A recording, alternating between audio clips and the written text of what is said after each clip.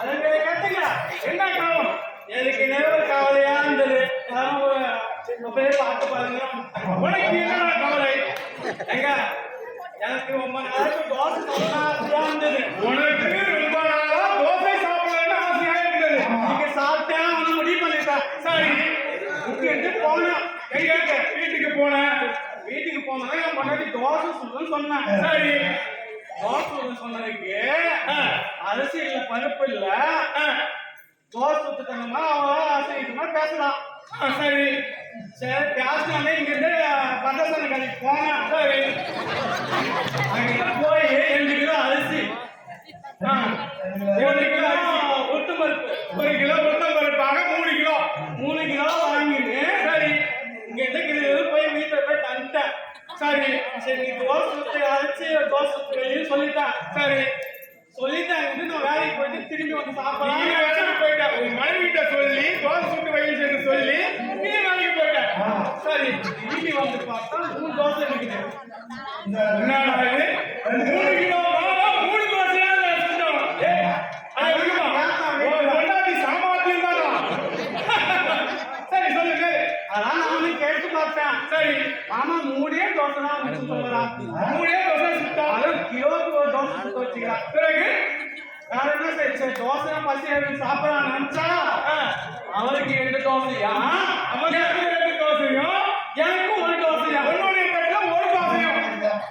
சரி உனக்கு 2 தோசை எனக்கு 1 தோசையா அப்படின்னு கேட்டதுக்கு நான் கஷ்டப்பட்டு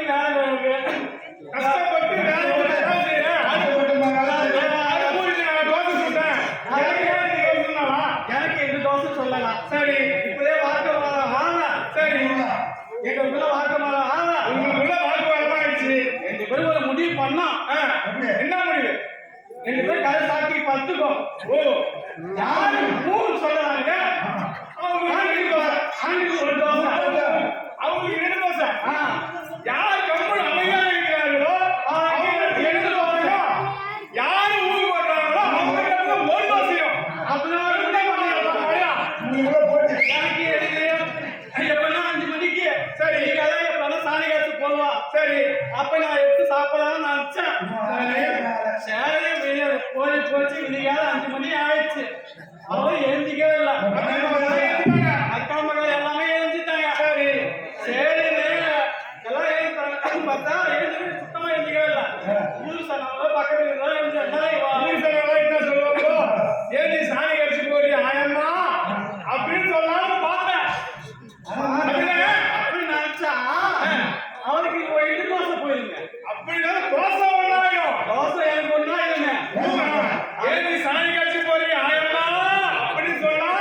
தோசை ஒண்ணாயிடும் சரி சாம்பார் நீங்க நாங்களுக்கு 10 நின்னா சரி ஊர் சொன்னா என்ன செய்யணும் 2 பேரும் கருவே துவைக்கிறேன்னு சரி நான் உங்ககிட்ட வாங்கி 5 லட்சம் ரூபா 5 ஆமா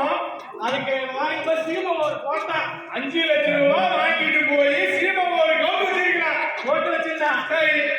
ஒருத்தன் சீமம் பங்காளி ஒருத்தன் சீமம் அதிகம்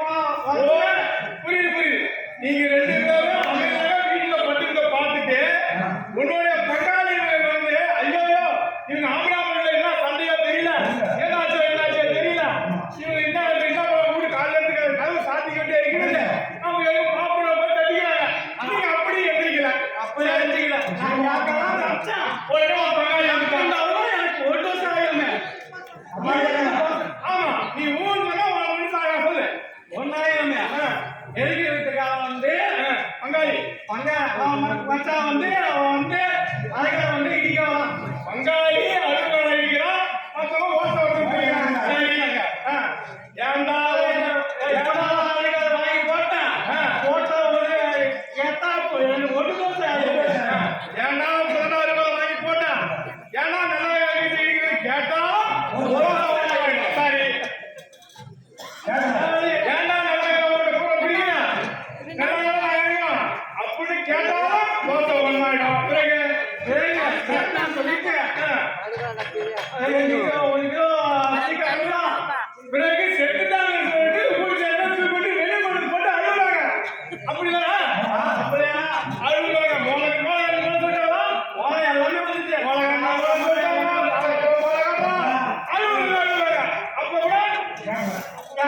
நம்ம ஊர் சொன்னா யார் ஆசனம் இருக்கு அப்ப கூட நம்ம நாங்க நல்லா இருக்கிறோம் ஏன் நல்லா இருக்கிறோம் தூக்கி வெட்டி போட்டு அழுவீங்க அப்படின்னு கேட்டாலும் எனக்கு ஒரு தோசை ஒண்ணாயிடும் சரி பிறகு 2 கிலோ சீக்காத்தூளும் மிளகாத்தூள் 2 கிலோ அரைச்சு வச்சிருந்தேன் 2 கிலோ சீக்காத்தூளும் 2 கிலோ மிளகாத்தூளும் உள்ள அரைச்சு வச்சிருந்தேன் நீங்க எத்தனை இங்க குளிச்சு எத்தனை நாள் ஆச்சு தெரியல என் பங்காளி எங்க அண்ணன் எங்க அண்ணன் போயிடும் குளிச்சு எத்தனை நாள் ஆச்சோ முடிவு பண்ணிட்டாங்க சீக்காத்தூள் பத்தி மிளகாத்தூள் எடுத்து வந்துட்டாங்க சீக்காத்தூள் மிளகாத்தூள் சரி சீக்காத்தூள் போட்டு சேர்த்து கங்கராணி இருக்குது ஐயோ பிறகு கேட்டா எனக்கு தோசை ஒன்னா இதுமே மனுஷனை போட்டு சீக்காத்தூள் போட்டு குடிப்பாடுங்க சீக்காத்தூள் மிளகாத்தூள் போட்டு குடிப்பாடுங்க அப்படி கேட்டாலும் தோசை ஒன்னா இதுமே பிறகு சேல் முன்பாட்டம்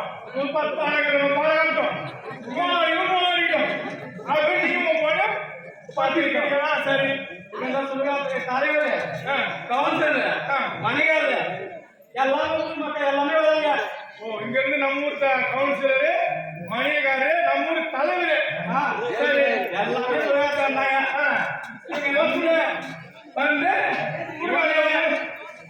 வந்து பதவி சொல்லிட்டு அழைக்கி உள்ளே சரி ஒருத்தன் பங்காளி ஒருத்தன் மச்சான் மட்டும் மூஞ்சி மாதிரி உள்ளே வைக்கலாம் நான் மூஞ்சி போய் உள்ளே வைக்கலாம் கேட்டாலும்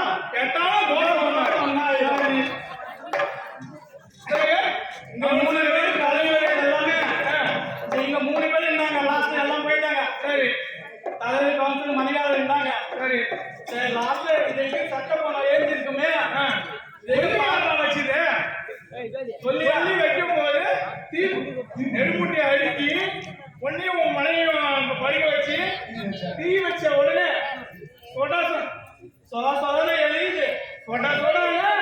எழுது என் பொண்டாட்டி சுருக்கு சொன்னா தோசை ஒண்ணு தோசை எழுந்து சொன்னா இங்க கவுன்சிலர் இதெல்லாம் சொல்ல தோசை ஒண்ணு சொன்னா பாரு நான் எண்டு சொன்னேன் ஓ இங்க தோசை இங்க இவன் எண்டு ஒண்ணு கேட்கலாம் பாரு எண்டு சொல்லுவாங்க கவுன்சிலர் தலைவர் நினைச்சுக்கிறாங்க அவங்க கிட்ட 3 பேரு இவங்க 2 பேர் ஆள் பண்ண 3 பேர் நம்ம உடனே இவங்க அவங்க வீட்டை வந்து பார்த்தா ஓ சரி நான்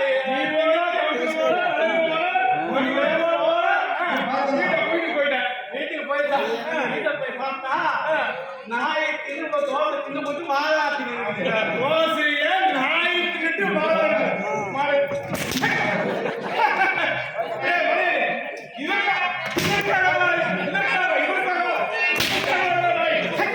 இதற்கு ஒரு கதை இதை வந்து என்னிடம் கூறுகிறார் மகன் சொல்லுமா நான் என் மனைவி கலாவதியை பார்த்து சில யோசனைகளை கேட்க வேண்டும் ஆகையா என் மனைவி அழைத்து வா அப்படியே அண்ணே கலாவதி நம் மகன் உத்தமியை